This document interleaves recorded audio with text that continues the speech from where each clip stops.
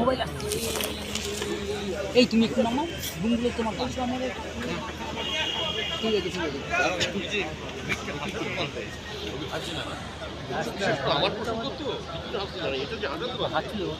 ব্যর্থতা কি বলবে আজকে লিটল ম্যাগাজিন এবং সাহিত্য উৎসবের উদ্বোধন হলো?